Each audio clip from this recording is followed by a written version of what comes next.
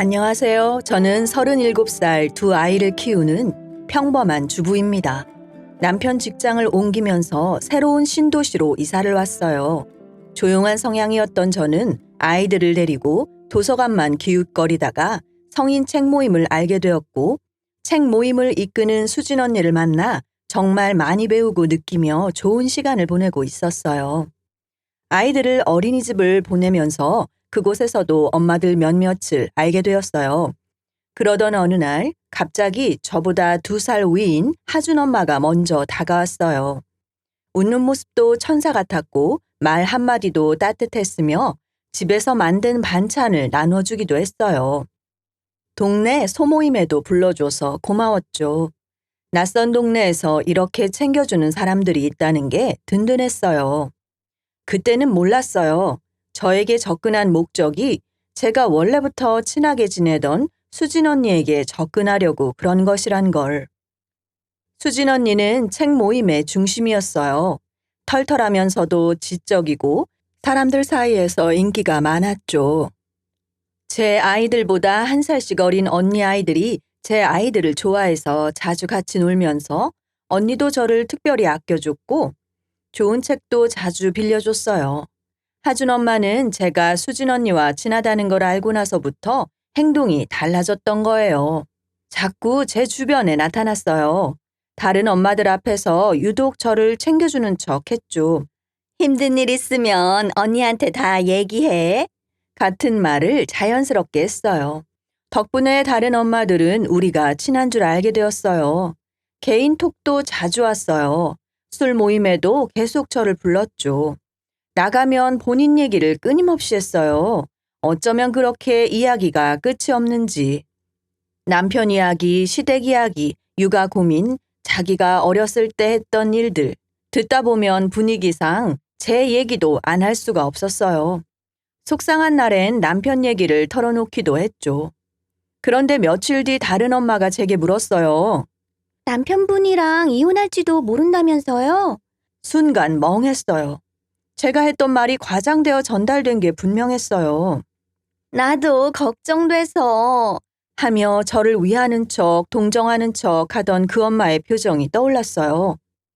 더 이상한 건 저와 원래 꽤 친하게 지내던 민지 엄마가 그 엄마랑 가까워지더니 갑자기 제게 차가워졌다는 거였어요.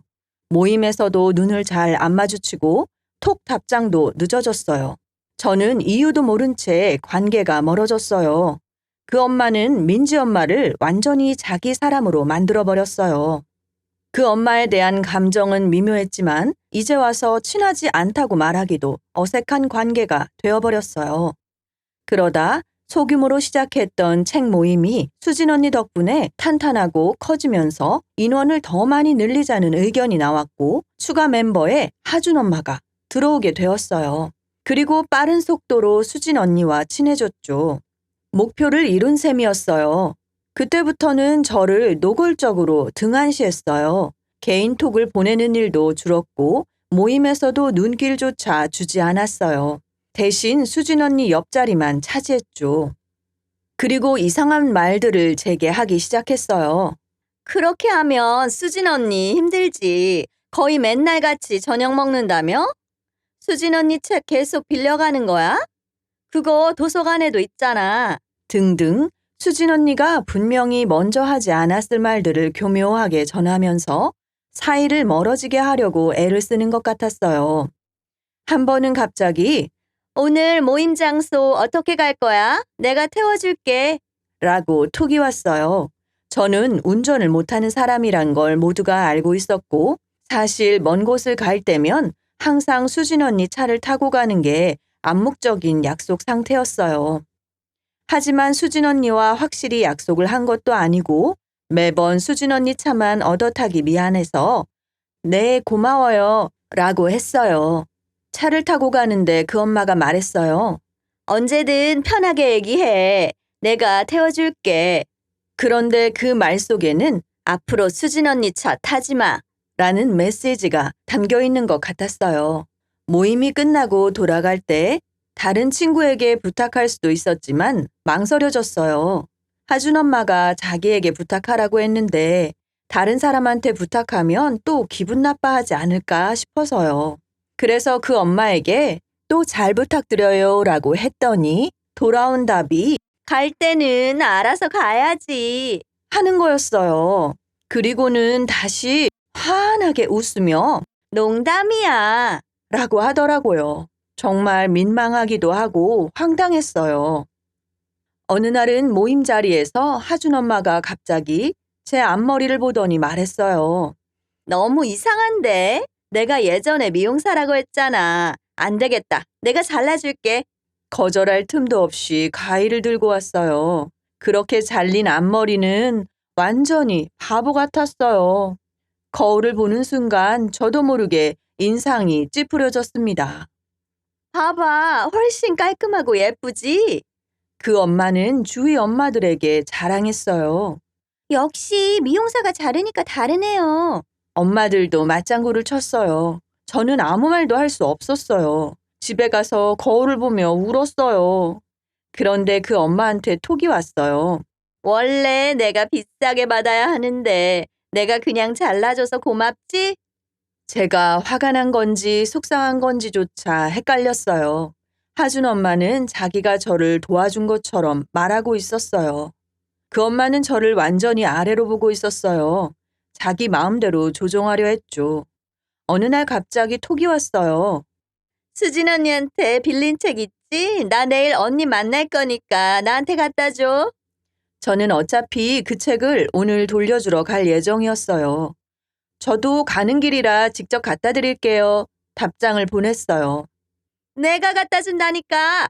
느낌표 2개가 붙은 톡을 보고 가슴이 두근거렸어요. 수진 언니와 제가 만나는 게 그렇게도 싫었나 봐요. 저는 그냥 무시하고 수진 언니를 만나러 가는데 혹시라도 길에서 하준 엄마를 만날까봐 괜시리 두리번거렸어요. 언니에게 책을 돌려주니 벌써 갖고 왔냐며 놀라고는 커피 한잔 하자고 웃었어요. 하준 엄마 얘기는 꺼내지 않았어요. 우리는 이런저런 이야기를 하며 좋은 시간을 보냈습니다.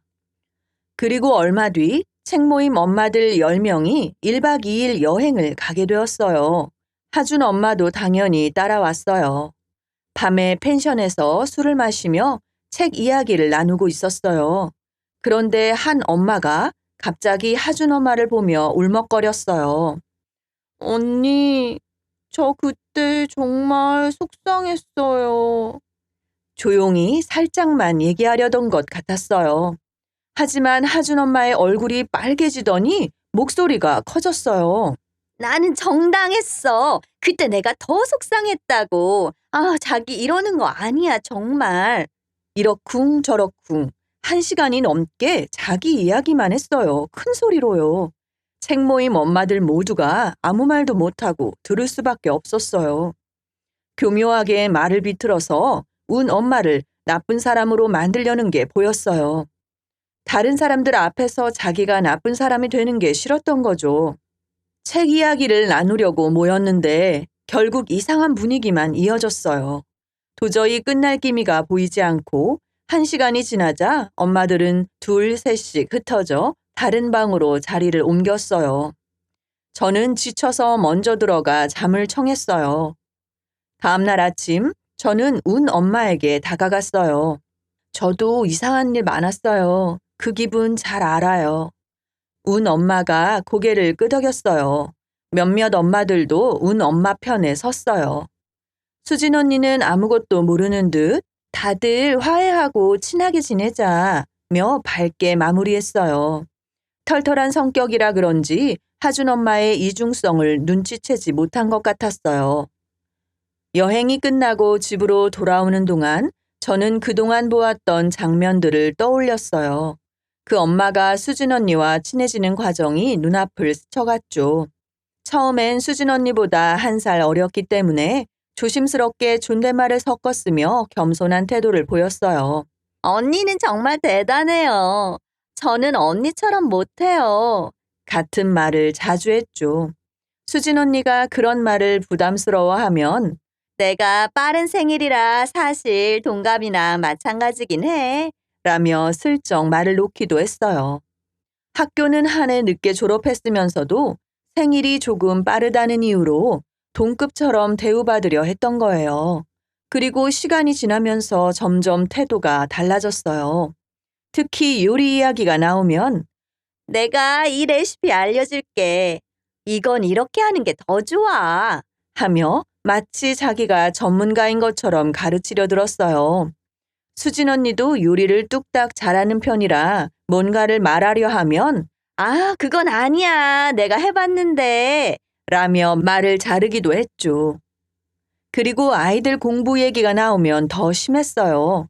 책 모임 엄마들은 모두 유치원생이나 초등학교 저학년 엄마들이었는데 하준 엄마는 큰아이를 일찍 낳아서 이미 초등학교 6학년이었어요.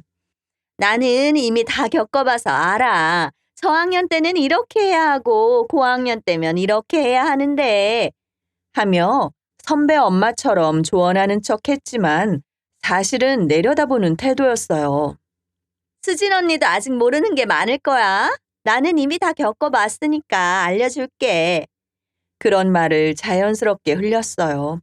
사실 수진 언니는 예전에 학교 교사였는데 말이에요.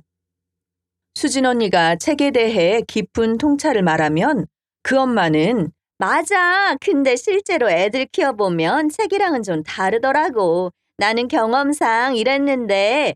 라며 경험을 무기로 수진 언니의 말을 깎아내렸어요. 모임에서도 점점 수진 언니를 밀어내려는 게 보였어요. 수진 언니가 책 추천을 하면 그 책 좋긴 한데 나는 이 책이 더 낫더라고. 하며 대안을 제시했고 수진 언니가 모임 일정을 정하려 하면 그날은 좀 다들 이날이 좀 낫지 않아? 하며 자기 의견을 관철시켰어요.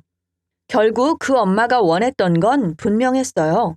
수진 언니만큼, 아니 수진 언니보다 더 인정받고 싶었던 거예요. 수진 언니와 동급으로 대우받으면서도 결국엔 모두를 장악하고 싶었던 것 같았어요. 처음에 겸손함은 전략이었고 친해진 뒤엔 대등한 관계를 넘어 위에 서려고 했어요. 이 모든 걸 떠올리니 마음이 복잡했어요. 그 엄마는 저뿐만 아니라 수진 언니와의 관계에서도 계산적이었던 거예요. 여행에서 집으로 돌아오는 길에 확신을 갖게 된 저는 그 엄마의 카톡을 차단했어요. 더 이상 관계를 이어갈 이유가 없었어요. 지금도 가끔 마주쳐요. 제가 거리를 두는 걸 느꼈는지 처음엔 다른 엄마들과 다르게 자기를 따르지 않는 저를 어떻게든 조종하려고 했지만 지금은 서로 본척 만척 합니다. 그 엄마는 전형적인 나르시스트였어요. 자기가 항상 옳고 자기가 중심이 되어야 하고 자기 말이 바뀌어도 아무렇지 않게 현실을 왜곡했어요. 가스라이팅의 명수였죠. 제 감정마저 의심하게 만들었어요. 이런 사람들은 처음에 너무 친절해요. 빠르게 거리를 좁히고 엄청 잘해줘요.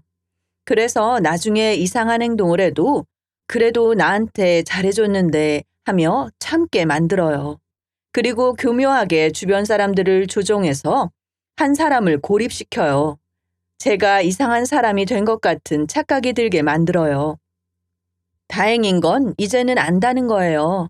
친한 척 하는 사람과 진짜 친한 사람의 차이를요.